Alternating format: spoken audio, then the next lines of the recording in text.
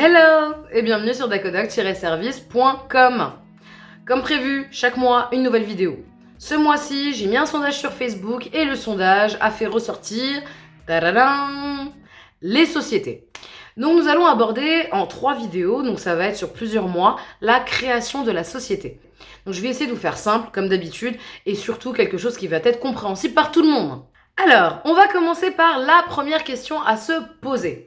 Lorsque vous décidez de créer votre société, la première des choses à faire, c'est savoir quel va être l'objet social de votre société, c'est-à-dire quelle va être son activité.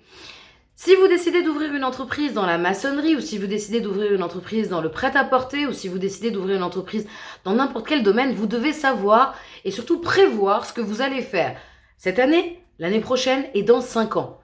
Pour la simple et bonne raison qu'on évolue, que ce soit nous en tant qu'êtres humains ou bien évidemment les entreprises. Donc vous ne pouvez pas donner à votre entreprise un objet social trop restreint. Si vous faites de la plomberie aujourd'hui, je vous donne un exemple simple, vous faites de la plomberie aujourd'hui, mais vous doutez ou vous pensez potentiellement, au vu des clients dans le passé, qui vous ont déjà demandé « mais vous pouvez pas aussi me refaire mon carrelage ?» ou « je ne sais pas comment refaire ma peinture, est-ce que vous pouvez me le faire ou trouver quelqu'un ?» Pensez à intégrer ces choses-là en fait. Ne vous restreignez pas à n'avoir qu'une seule activité, que de la plomberie ou que du prêt-à-porter en vente directe. Vous ne savez pas, demain vous pouvez avoir un site internet sur lequel vous allez vendre vos services. Vous pouvez très bien faire des conseils par exemple sur internet que vous vendrez à vos clients. Donc il faut toujours penser à quel va être votre projet dans 1 an, dans 2 ans et dans 5 ans. Même plus, si vous arrivez à vous projeter sur 10 ans, c'est une très bonne chose. Ça vous permet réellement d'avoir un visuel sur l'avenir de votre société. Le deuxième point. Tadadam. Alors, le deuxième point, c'est assez spécial, mais je vous dis sincèrement, c'est important de l'aborder, à mon sens, dans les premières démarches, c'est le compte bancaire du dépôt du capital social. Pourquoi ? Lorsque vous créez une société, souvent, c'est plus rapide d'aller faire des statuts et une assemblée générale, d'accord ? Ça va extrêmement vite. Le dépôt au tribunal de commerce, ça va très vite.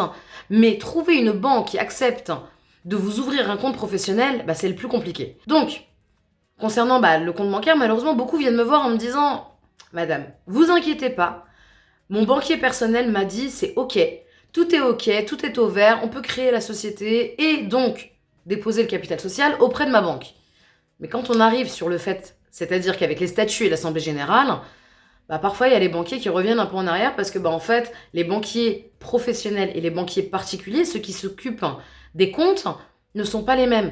Et le professionnel va lui annoncer que telle activité n'est pas prise en compte dans leur agence, qu'il faut aller voir avec une autre, que l'autre ne va pas accepter. Enfin, voilà, c'est très compliqué. Donc la première des choses, c'est prospecter. Faites le tour de toutes les banques. Ne restez pas fermé sur la banque que vous avez en tant que particulier. Faites réellement le tour. Regardez sur Internet. Comparez les différentes banques. Ça sera beaucoup plus simple à l'avenir. Et en plus, vous trouverez rapidement une banque qui acceptera de vous ouvrir le compte. Dès qu'une banque vous dit oui, sur le principe, pour votre activité, nous sommes d'accord, allez-y, foncez. Là, dans ce cas-là, vous commencez à faire la rédaction des statuts et vous avancez sur la création de votre société. Donc, le point numéro 3 est simple, c'est la forme juridique. Vous avez plusieurs formes, SARL, EURL, SAS, SASU, SASU, plus communément. Donc, ces différentes sociétés, donc je ne vous parle pas des SA, des sociétés anonymes, je ne vous parle pas non plus des SCI aujourd'hui. En tout cas, pour ces 4 formes-là qui sont les plus récurrentes en ce qui concerne les demandes que nous avons, il faut savoir que juridiquement, vous n'avez pas de grosse différence entre une SARL et une SASU. C'est-à-dire que votre responsabilité de particulier n'est pas remise en jeu. Vous ne vous mettez pas en porte-à-faux en tant que président de la société ou en tant que gérant de la société. L'aspect le plus important, c'est l'aspect comptable. C'est-à-dire que lorsque vous êtes gérant d'une société, d'une SARL, et que vous êtes salarié de cette même SARL, ou lorsque vous êtes directeur ou président d'une SAS et par la même occasion salarié, les 2 régimes ne sont pas les mêmes. Et là, c'est des régimes comptables.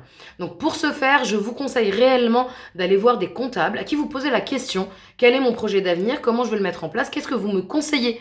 Ça sera beaucoup plus simple. Plutôt que d'aller voir des juristes comme nous, et moi la première, je préfère être sincère avec mes clients et leur dire « Écoutez, je n'y connais rien en comptabilité.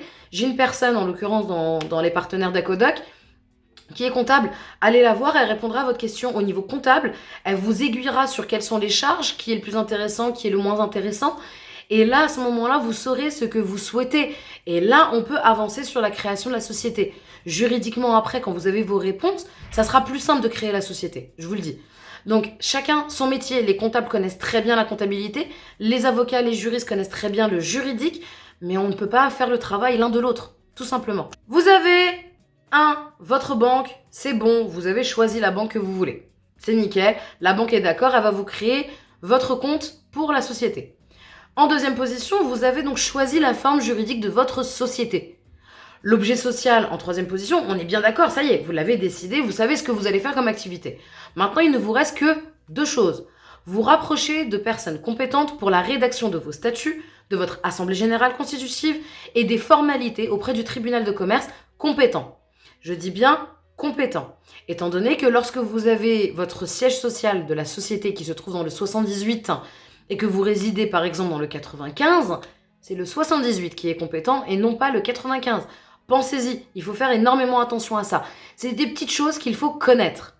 Pour ce faire, je vous conseille réellement, vous avez beaucoup de sites sur internet, même si je ne devrais pas en parler, vous avez beaucoup de sites qui aident dans la rédaction des statuts et qui aident dans tout ce qui va être la préparation de votre création d'entreprise. Vous avez bien évidemment nos services et vous avez des avocats.